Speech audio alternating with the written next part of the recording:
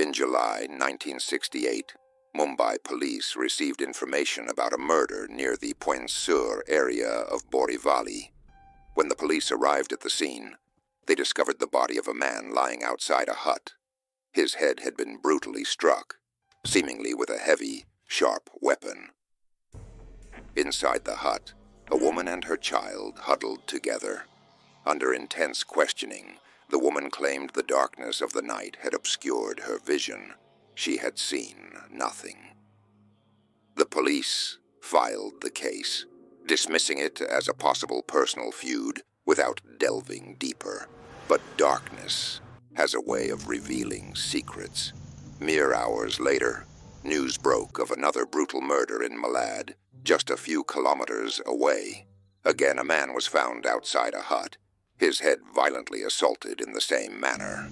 The police took statements, yet failed to see the eerie similarity between the two cases. A week later, Malad became the scene of an even more horrifying crime. Near the Western Express Highway, a family of 3, husband, wife, and their 2-month-old baby, was found brutally murdered in their sleep. The sheer brutality shocked the investigators. The same type of weapon had been used to strike their heads. This time, however, the perpetrator left behind tangible evidence. A heavy iron rod, bent and pointed at one end, alongside a discarded umbrella. The police hurried to send both items for fingerprint analysis, hoping for a breakthrough. But Mumbai's relentless rains had washed away all traces, leaving the clues hopelessly muddled. The massacre of an entire family sent waves of fear rippling through the community, intensifying the pressure on the police. They revisited the earlier murders, this time connecting the dots. The possibility of a serial killer began to take shape. Determined to end the spree, the police ramped up their investigation, yet progress was agonizingly slow. Just days later, in Hanuman Nagar, Kandivali, another victim fell prey to the same brutal method. A beloved school teacher was found dead, attacked on the head in the dead of night. Patterns emerged from the horror. Time of attack. Every murder occurred between 1 a.m. and 4 a.m. Modus operandi. All victims were struck on the head with a similar weapon. Victim profile. All were impoverished residents of Mumbai's sprawling slums. The realization that a serial killer was preying on the city's most vulnerable ignited widespread panic. By evening, Mumbai transformed into a ghost town. Shops shuttered, parks emptied, and restaurants fell silent. Streets, usually alive with activity, were deserted. Residents bolted their windows and doors, fearful to step out after dark. Some even took matters into their own hands, forming neighborhood patrols armed with sticks to guard their homes. But fear bred chaos. Innocent beggars and homeless individuals were often mistaken for the elusive killer and brutally attacked by panicked mobs. The police were forced to intervene repeatedly to quell the violence, but the murders continued their relentless course. Whispers of the supernatural began to circulate. Stories emerged of a shape-shifting entity, sometimes a bird, other times a cat, capable of transforming to evade capture. These tales gained traction as no one had ever seen the killer arrive or depart from the crime scenes. The police's inability to apprehend the murderer only fueled these eerie superstitions. Under immense pressure, Mumbai's police commissioner S. Modak faced the daunting task of solving the case. Despite tireless efforts and countless hours spent tracking leads, the murders persisted, leaving the city in a grip of unending terror. As 1968 marched on, Mumbai remained haunted by the specter of an unseen predator, a shadow that seemed to lurk around every corner, waiting for the cover of night to strike again. When the police failed to solve the case, Commissioner Modak handed it over to the CID. A special team was formed under the leadership of DCP Ramakant Kulkarni. Kulkarni had recently been appointed head of the crime branch in August 1968, making him the youngest DCP in the department at the time. The decision to assign the case to him faced resistance from several senior officers as they felt he lacked the experience needed for such a sensitive case. Despite these objections, the case remained with Kulkarni. Ramakant Kulkarni assembled a large team of officers, mobilizing around 2,000 police personnel to patrol the affected areas 24/7. However, their efforts yielded no significant leads. Amidst the investigation, Inspector Vinayak Rao V. Katkar informed Kulkarni about a series of similar killings that had occurred between 1965 and 1966. These murders had targeted poor residents living in slums near the Eastern Express Highway. During that period, 19 people were attacked while sleeping, resulting in 9 deaths. The modus operandi was strikingly similar. Victims were bludgeoned on the head with a heavy, sharp object.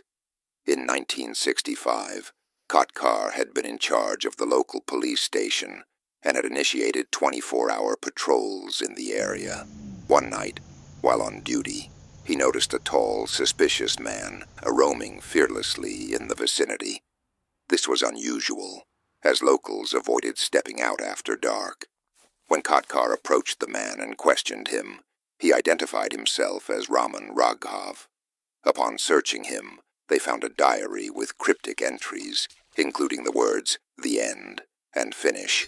Suspicious, Kotkar took Raghav to the police station, where they uncovered his criminal history. Raghav, also known by aliases such as Sindhi Dalwai and Anatambi, had been involved in numerous thefts and violent crimes. Born in 1919 in Tamil Nadu, he had moved to Mumbai in his 20s, initially working in a mill before turning to a life of crime. Raghav had been arrested multiple times for theft and served 5 years in prison. In one instance, after being released from Baikola jail, notorious for housing high-profile criminals, he resumed his criminal activities. Despite interrogation, Raghav refused to admit to any of the murders. With no evidence to detain him further, Inspector Katkar had him exiled from Mumbai for 2 years. Interestingly, the serial killings ceased after Raghav's exile. Fast forward to 1968, when similar killings resumed. DCP Kulkarni learned about Raghav's history and was convinced that he was behind the new wave of murders. Kulkarni ordered all records, fingerprints, and photographs of Raghav to be distributed across police stations. An alert was issued, instructing officers to arrest him on sight. As the search intensified, Raghav committed 2 more murders on the night of August 25th to 26th, 1968, in Malad's Chincholi area, killing Lalchand Yadav and Dular Yadav. However, this time, the crime scene yielded crucial evidence: fingerprints. When these were matched with Raghav's records, they confirmed his involvement in the murders. Despite this breakthrough, Raghav remained elusive. Police teams searched every corner of the city, showing his photograph to locals. Eventually, they reached the outskirts of Poinsur, where a woman named Manjula Badal recognized the photo and identified him. The hunt for Raman Raghav intensified as the police closed in on the notorious serial killer who had terrorized Mumbai. Anna saw him today near the well while fetching water in the morning. When Manjula mentioned this to the police, their interest was piqued. They immediately asked her if she knew where Raghav lived, but she confessed she didn't know his whereabouts, as she had seen him after several days. When asked about his appearance, Manjula described him wearing a blue shirt, khaki shorts, and brown canvas shoes. She added that he carried an umbrella with him. Acting on this information, Mumbai Police broadcasted a wireless alert to all stations, instructing officers to apprehend anyone matching the description immediately. Throughout the day and into the night, police searched the area where Raghav was last seen, but found no trace of him. The next day, on August 27th, 1968, Sub-Inspector Alex spotted a man near Pendi Bazaar, wearing a blue shirt, khaki shorts, and brown shoes, holding an umbrella. His shoes were muddy, indicating he had traveled from a rainy area, even though it hadn't rained near Pendi Bazaar that day. Suspecting this man to be Raghav, Alex approached him to confirm. Upon closer inspection, he noticed bloodstains on the man's clothing. Searching him, Alex found 2 pairs of glasses, 2 scissors, an incense holder, soap, garlic, tea leaves, and 2 pieces of paper with some numbers written on them. When asked his name, the man identified himself as Sindhi Dalwai, an alias previously known to belong to Raman Raghav. Alex arrested him on the spot and took him to the police station. After informing his superiors, a crime branch team arrived to collect fingerprints from Raghav, which matched those found at the Malad Chincholi murder scene. On the same day, August 27th, 1968, CID officially announced Raman Raghav's arrest, ending the reign of terror caused by the elusive serial killer.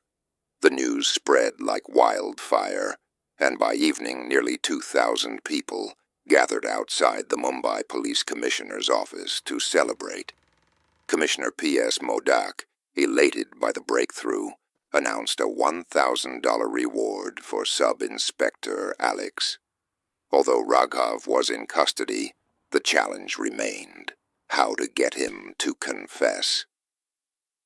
During previous interrogations years earlier, he had refused to speak, and police knew that torture wouldn't work. Despite trying a softer approach, Raghav stayed silent for two days. Finally, an officer casually asked him if he needed anything. To everyone's surprise, Raghav broke his silence for the first time in 2 days and said, "Chicken."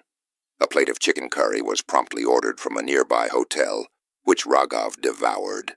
When asked again if he needed anything, he repeated, "Chicken." After finishing another serving, Raghav was asked if there was anything else he wanted. This time, he demanded coconut oil, ghee, and a mirror. He also requested the company of a prostitute, which the police refused due to legal constraints. However, they provided him with the other items. Raghav used the coconut oil to massage his hair and body, praised its fragrance, and spent hours admiring himself in the mirror, smiling faintly. The bizarre behavior gave investigators more insight into his eccentric personality, but it was only the beginning of their efforts to unravel his psyche and motives. After a brief pause, Raman Raghav turned to the police and said, "Ask me whatever you want now." The officers began questioning him about the murders happening in the city.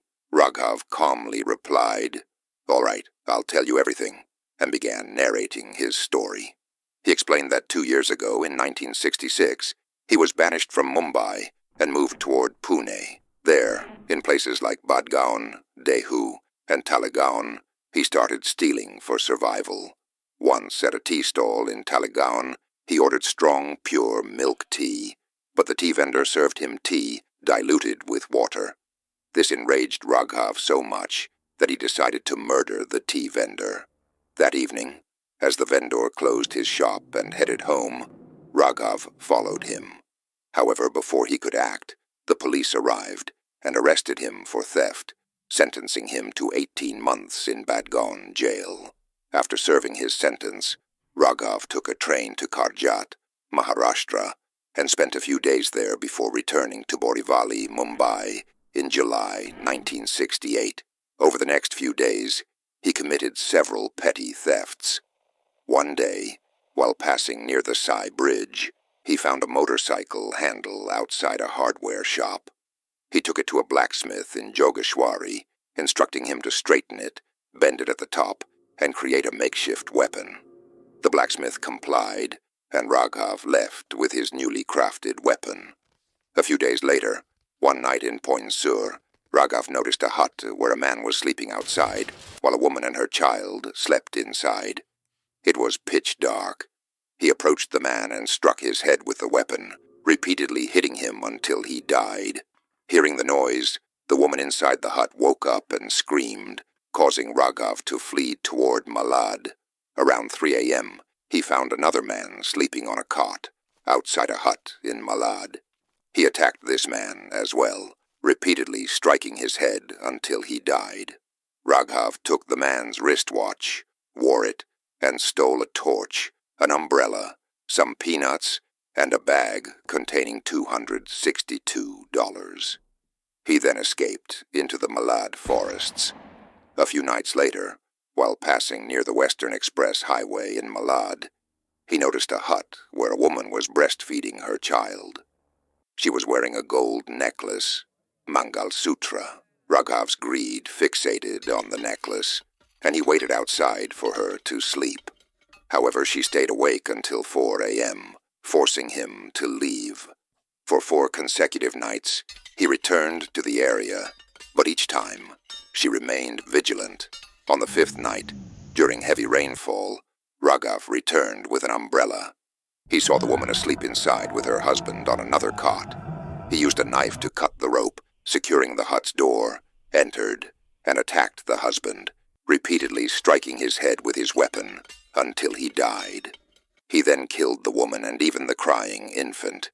After ensuring no one was watching, he placed his weapon and umbrella outside, entered again, and removed the Mangal Sutra. Overcome by lust, he tried to undress the woman's corpse, but was startled by a loud noise and fled. The next day, when Raghav returned to retrieve his weapon and umbrella, he found that the police had already collected them for fingerprint analysis. Later, when he tried to sell the Mangal Sutra, he discovered it was fake gold. Raghav continued recounting his crimes.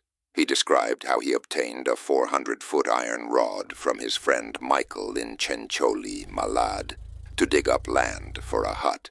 After crafting another weapon with the rod, he committed more murders in Kandivali and Borivali, targeting isolated individuals in huts, killing them with brutal head injuries, stealing their belongings, and fleeing.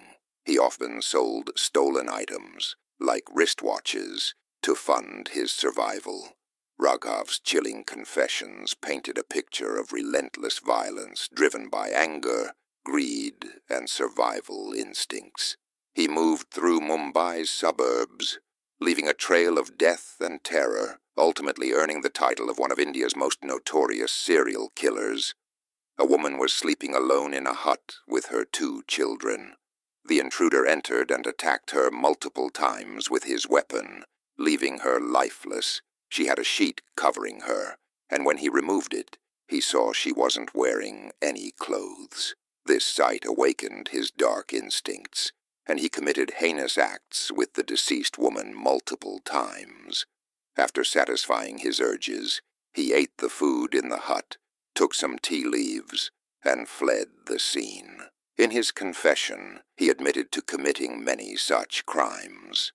When the police questioned him about the murders occurring continuously 2 years earlier, he admitted to being responsible for them. He claimed to have committed around 24 murders between 1965 and 1966, and confessed to a total of 41 murders. However, he hinted that the number might be higher, as he could not remember them all. When asked why he killed so many people, he said they were filthy, and that God had commanded him to do so. Although his confession provided the police with a detailed account of his crimes, they needed the weapon he used to substantiate the case in court. When the police asked about it, he led them to a jungle along a road and retrieved his weapon, a sharp iron rod and a knife. The police also recorded statements from the blacksmith in Jogeshwari, who had crafted his weapon, and from Michael, his accomplice, to build a strong case. Nearly 10 months after his arrest in 1969, Raman Raghav's trial began. His defense lawyer argued that Raghav was mentally unstable and incapable of understanding the gravity of his actions or defending himself. However, the prosecution opposed this claim, presenting evidence to the contrary. After listening to both sides, the court sent Raghav for a psychiatric evaluation, where doctors concluded that he was mentally sound and aware of his actions. Based on this report and the evidence, the judge declared Raman Raghav guilty and sentenced him to death. However, the case reached the High Court, where his defense team again argued about his mental health.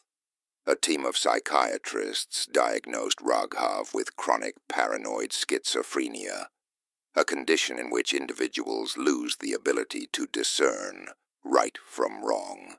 Considering this, the High Court commuted his death sentence to life imprisonment, and he was sent to Pune's Yerwada jail.